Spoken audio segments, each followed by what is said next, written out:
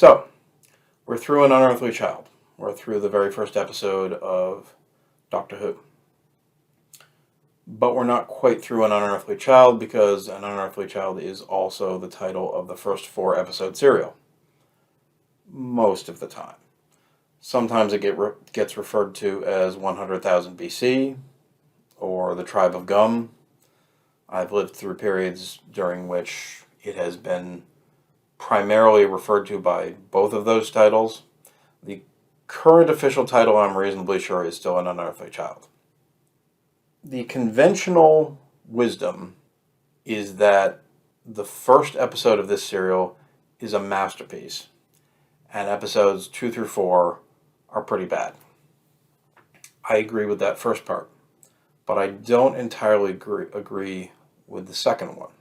I don't think the remaining 3 episodes are as good as the very first one, but I do feel like the remaining episodes of this serial have merit and have things to recommend them, particularly in terms of theme and character. Like a fair amount of early Doctor Who, my first experience with watching this was not watching it, it was reading it. I read the novelization, Doctor Who and An Unearthly Child, I believe by Terrance Dicks. He wrote most of the novelizations. And I read it, and I enjoyed it. I had a very different mental picture of what was going on than what actually took place on screen. One of the things I particularly remember is that my concept of what the cavemen looked like had a very sort of high fantasy look to it. I was, picturing something like one of those Frank Frazetta paintings from, Conan. Za in particular I pictured as massively muscled.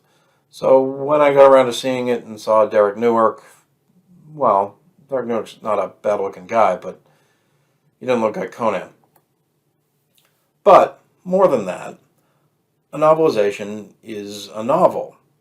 It's, built to be all one big story, whereas episodes are built to have their own little plots.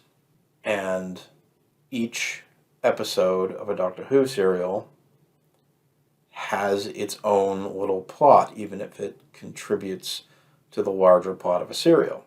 That's why I'm doing these musings episode by episode, not serial by serial.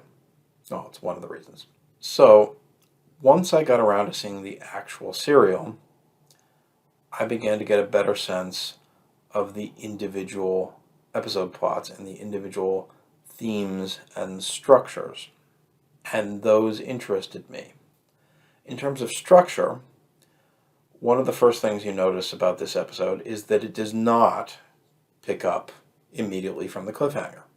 That what happens next question I asked at the end of the previous video isn't actually super relevant at the beginning of this episode. Instead, it chooses to focus on the caveman characters, the newer characters, the ones who inhabit this new world that the regulars have arrived in. Effectively, it's more interested in setting up the world they've arrived in than answering the questions lingering from the world they just left.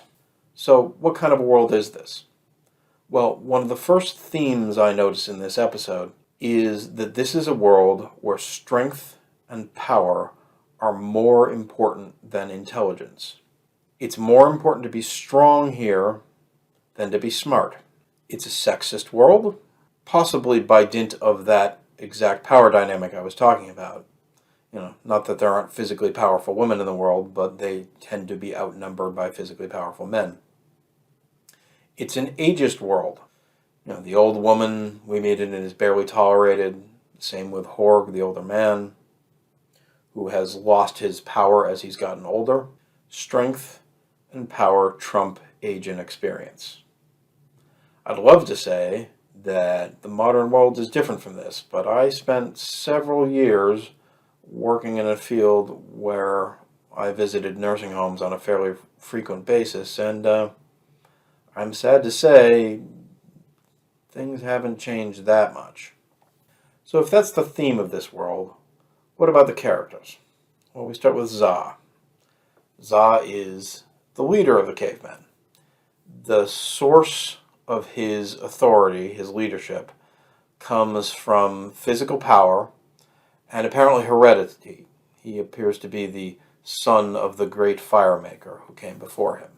Now, the fact that Za's power is based on strength doesn't mean that he's stupid. Za's reasoning, as we see in this episode, is simplistic, but it's not stupid.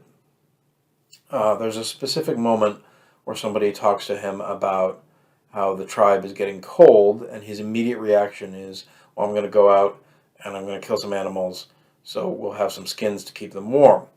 It's simplistic reasoning.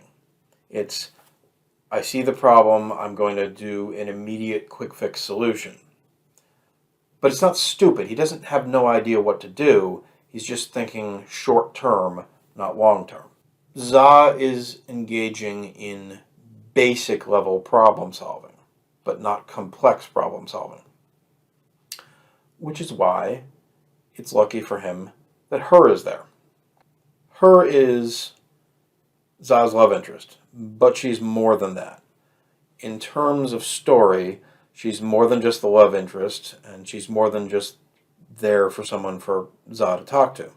I am very much of the opinion that Her is the smartest person in the tribe. Mostly because she engages in very out-of-the-box thinking. Za, as I said, engages in very simple problem solving, but she's seeing beyond the simple problems. She sees that the tribe can't be bought off with skins, that it needs fire. She notices that the tribe's mood has turned against Za, which is something he seems very distinctly to have missed. She recognizes the threat that Cal has become to Za's leadership, and more than that, she recognizes that this threat has become larger than personal between them. That at this point, Za needs to convince the tribe that Cal is wrong, not just kill Cal. Now I should note, Her can't make fire any better than anybody else in the tribe. But that's not a matter of intelligence, that's just a matter of not having the right information. In a larger sense, Her recognizes that this is a strength and power-based world that she lives in, and she's adjusting accordingly. So, Her has attached herself to the most powerful man in the tribe, the leader, Za. But is that the only reason she's attached herself to him? Has she done it because he's the leader? Has she done it because he's strong? Has she done it because she's attracted to him and she's in love with him? Has she done it because it's a combo of all these things? I suspect a bit of a combo. She has a line where she is clearly afraid that if Za loses authority, her father will give her to Cal. And I feel like that if all she was interested in was being with the strongest person, well, she'd be okay with that, because that would mean Cal was stronger than Za.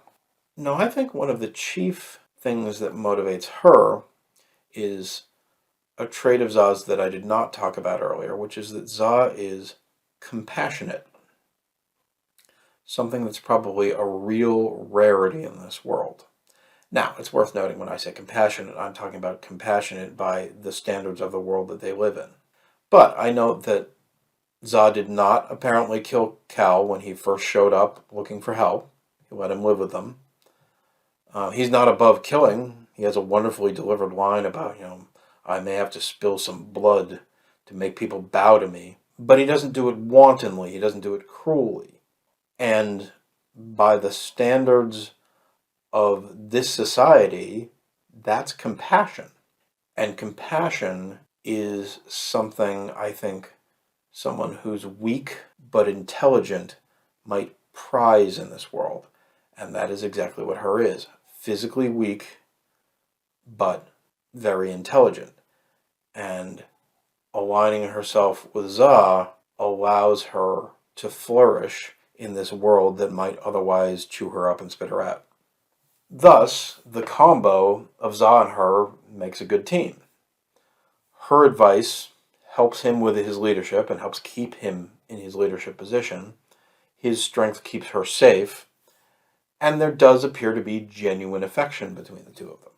I mentioned her's father, Horg, earlier.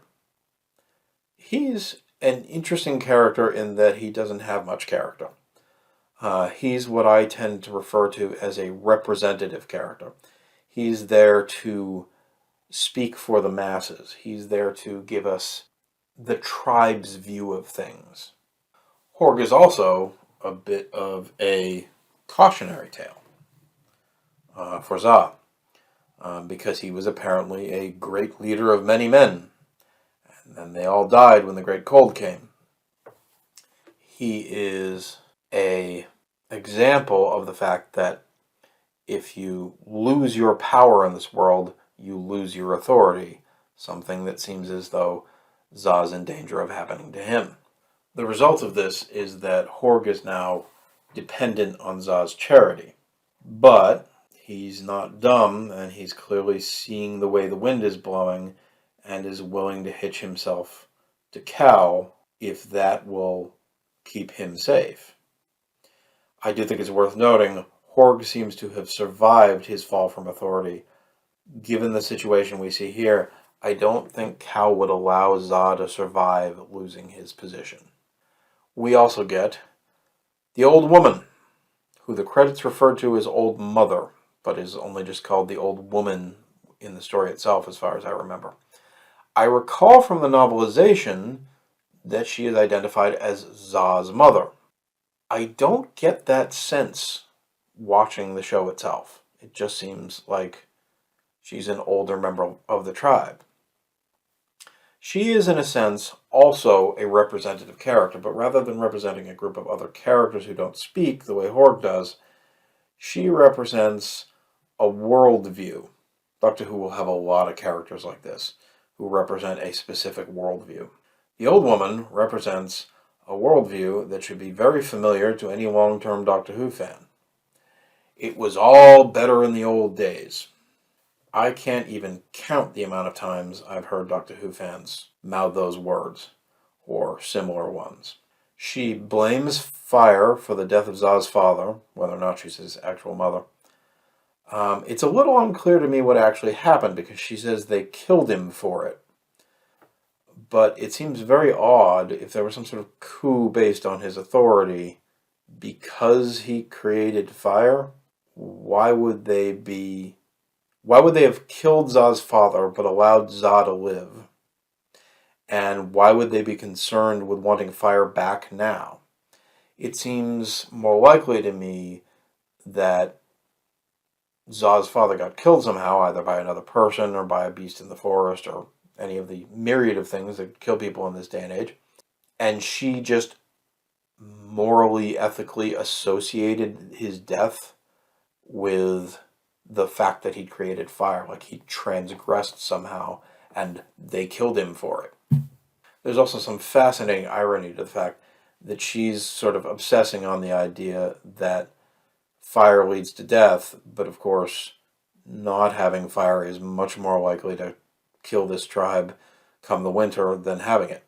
In many ways, the old woman is the opposite of her.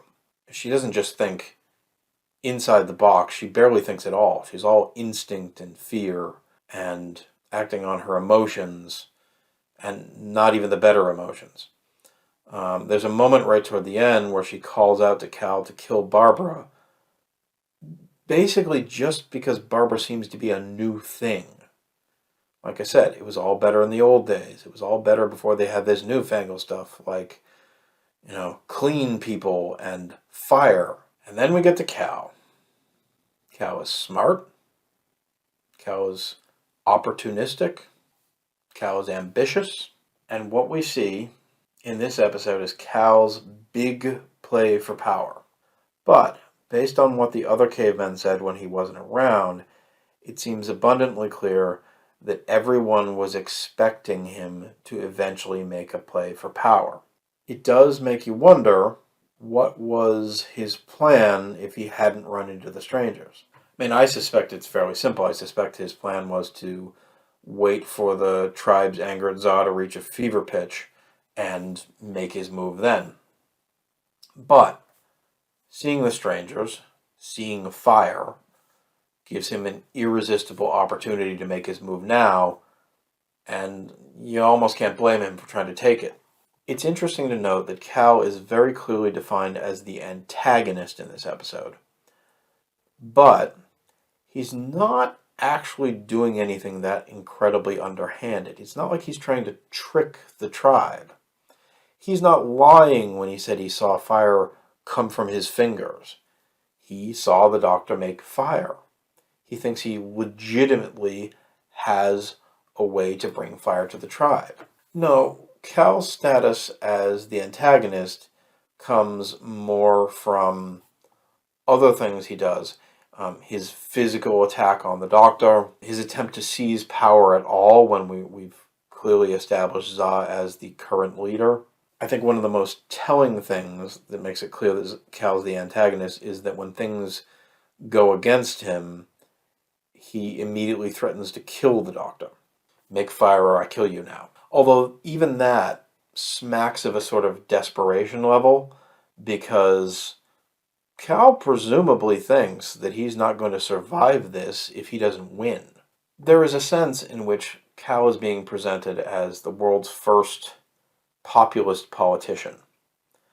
That he's really working the crowd, whipping them up into a frenzy against Za so that he can seize power using his, creature that makes fire.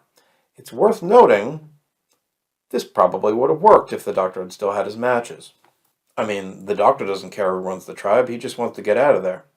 So if he'd had the matches, I'm pretty sure he would have made fire for Cal and then taken off while everybody wasn't looking. If he'd literally waited a couple more seconds to club the doctor on the head and the doctor had time to put his matches back in his pocket, the plan would have worked. But in terms of playing the crowd, as soon as the plan doesn't work, Za immediately jumps on the work in the crowd bandwagon. Because I didn't talk about this much earlier because it will become more clear in the next two episodes. Za may have simplistic reasoning skills at this point, but Za learns. So then, what really are the differences between Za and Cal? They're both cavemen. They're both prone to violence. What's the difference? What makes Za, if not the protagonist, a relatively sympathetic character, and Cal, the serial's antagonist? I think it comes down to this. We see that Za cares about himself. He cares about being the leader. But we also see that he cares about the tribe. When problems about the tribe are put to him, even if he hasn't figured out a good way of fixing these things, he's interested in fixing them.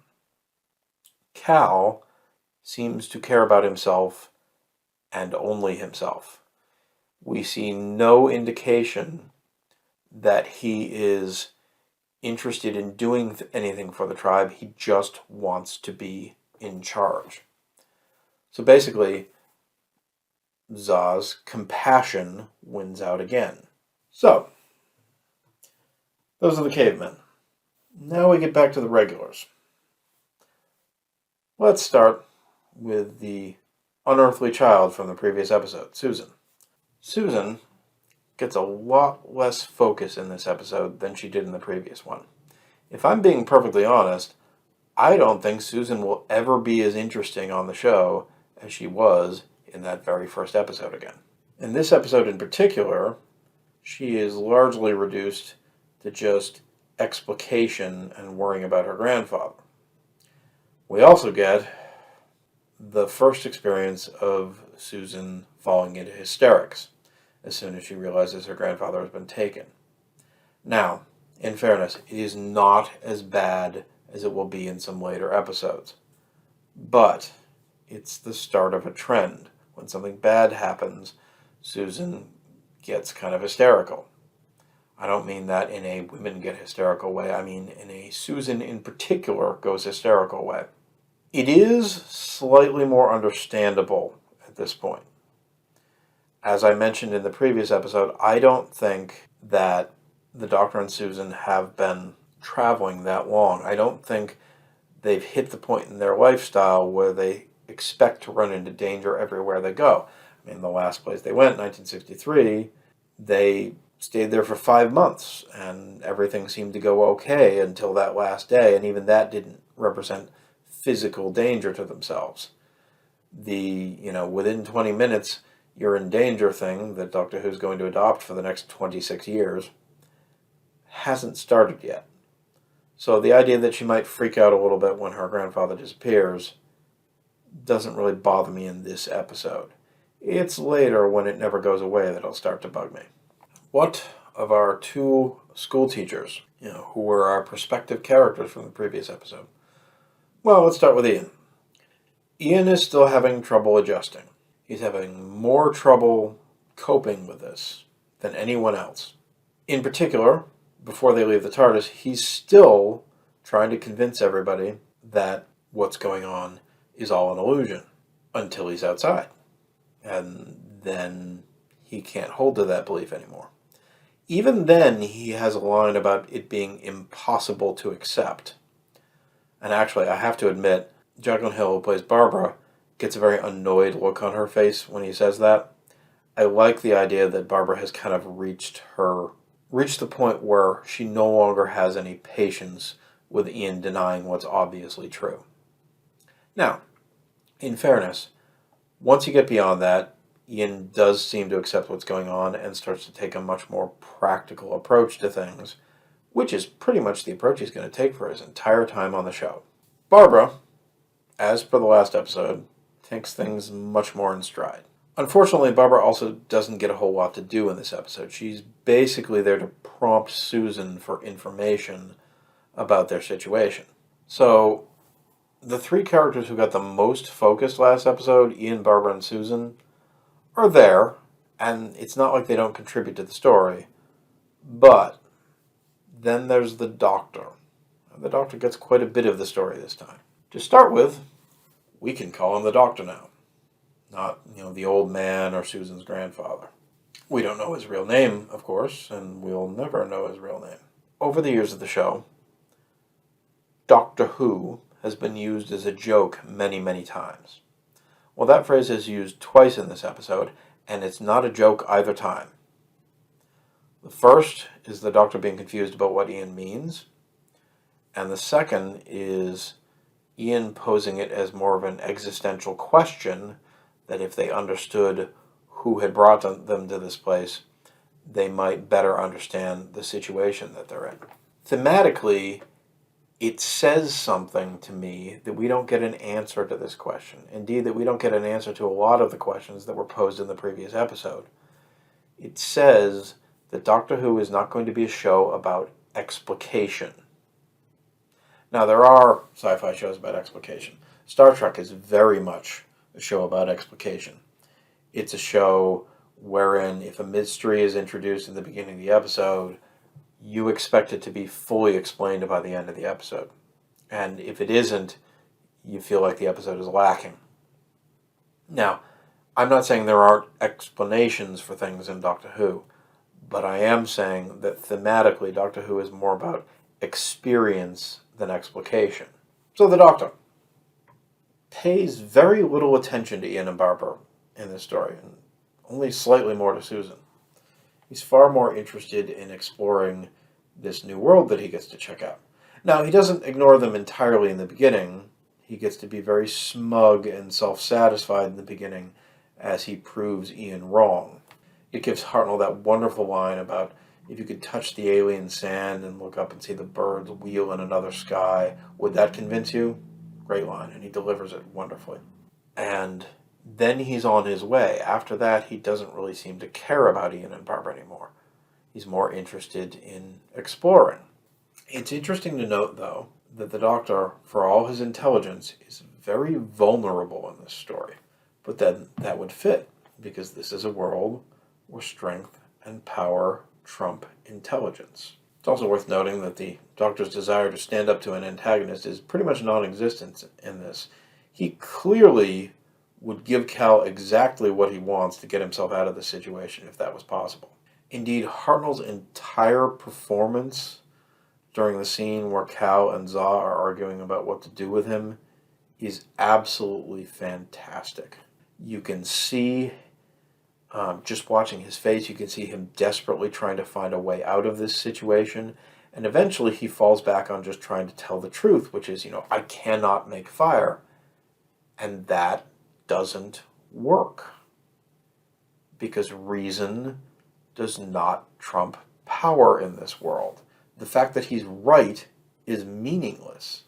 And that also gives rise to another bit of his performance I really like, which is that you can see the Doctor's escalating fear of his own death in this situation, of course culminating when Cal tells him, you make fire or I'll kill you now. And indeed, there's a decent chance the Doctor would have died right then and there. Except that, the others show up to rescue him. Sort of.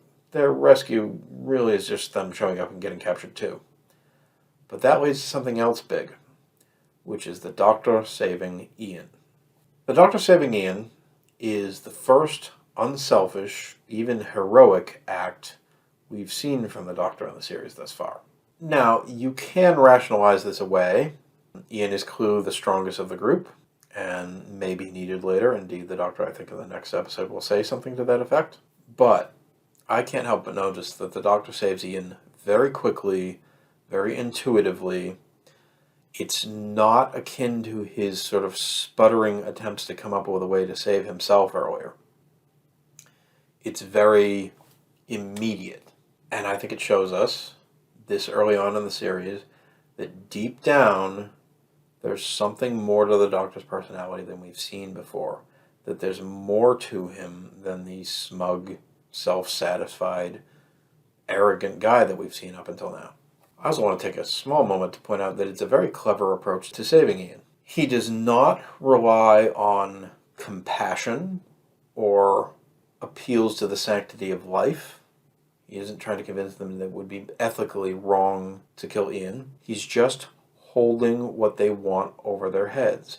If he dies, there will be no fire. He's using it as a bargaining chip.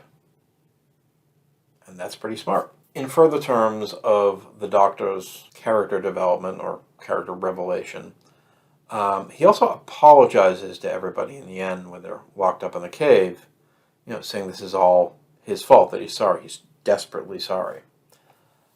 I like this because it's unprompted.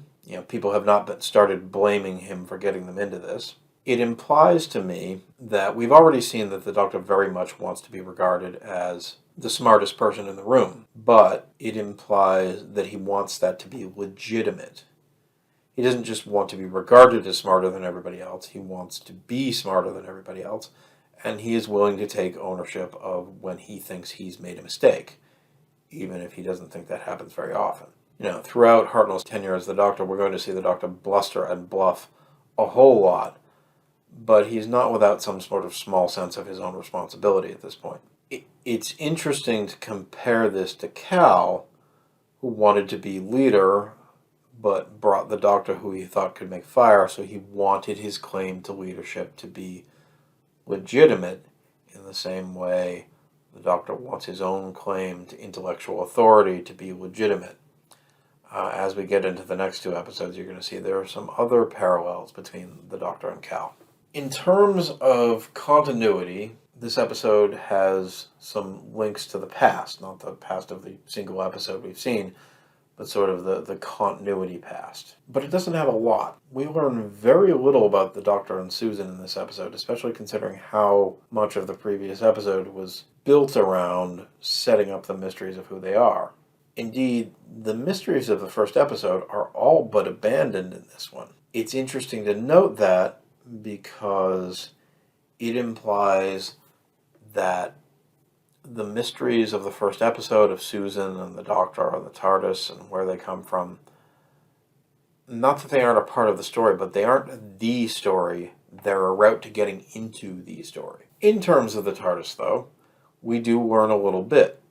Susan does mention that it has previous appearances that it's been an ionic column and a sedan chair, and the Doctor is clearly bothered by the fact that it is still a police box. Well, get used to it, Doctor. It's going to be that way for a long time.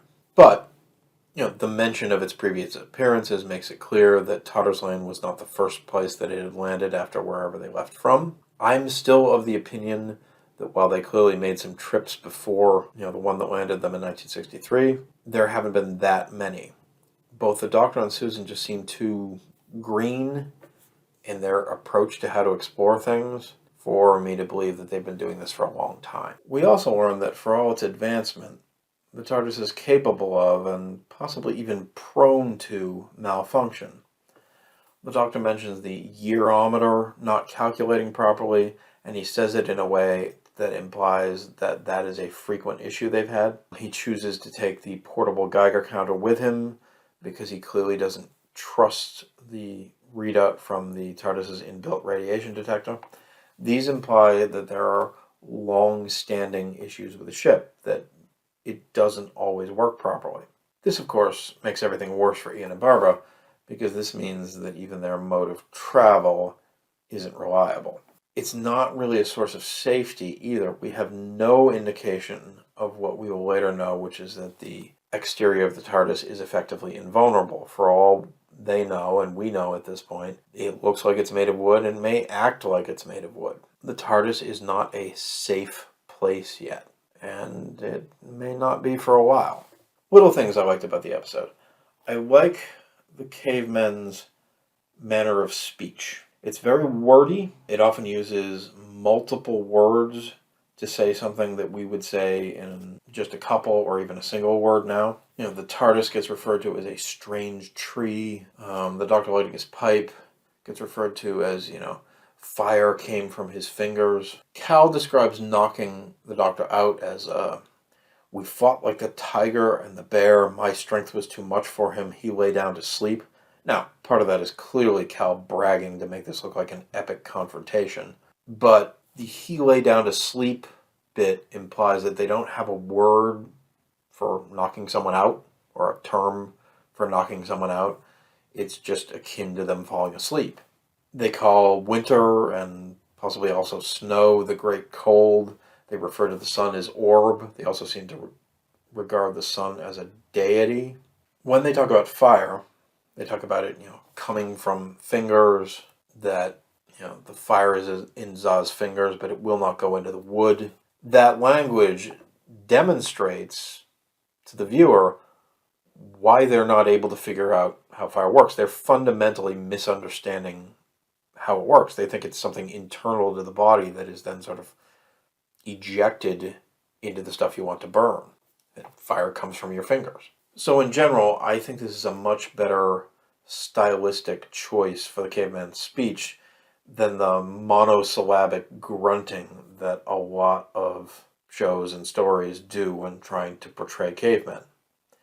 It still comes off like a functional language, just one that's very primitive. And even in being primitive, it does portray the fact that they do have a limited understanding of the way the world works around them. Indeed, the language points out which things they've got wrong to the viewer. And it also gives us a caveman woman named Her. H-U-R, but still, Her.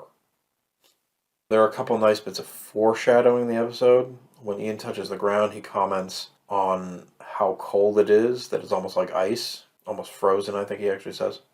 And this is a nice bit of foreshadowing in terms of the threat level of the episode, because it means that the tribe's need for fire is not far off. It's immediate. It's going to be freezing cold soon. They need fire to survive now. In terms of larger foreshadowing, I already mentioned that, they've established that the radiation meter in the TARDIS isn't reliable, and of course the Doctor's Geiger counter is destroyed when Cal attacks him. So, that's setting up something for the next serial. In addition, when he's attacked, he doesn't just lose the Geiger counter, he loses his little Astrakhan hat that he's been wearing throughout the previous episode and now into this one. I realized that the hat was probably only on there to help keep Hartnell's wig on, and that they'd figured out how to make it work without that after this. But I don't know. I always kind of like the hat, and I wish he'd kept it.